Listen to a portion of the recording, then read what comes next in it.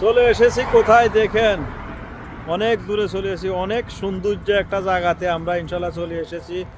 সবাই দেখেন, আসলে বাহারাইনে দেখেন কত সুন্দর সাজগোজ করছে।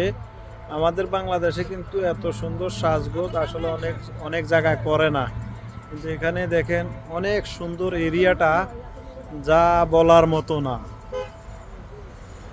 কি বলবো, আসলে অনেক সুন্দর, অনেক অনেক সুন্দর দেখা যাইতেছে।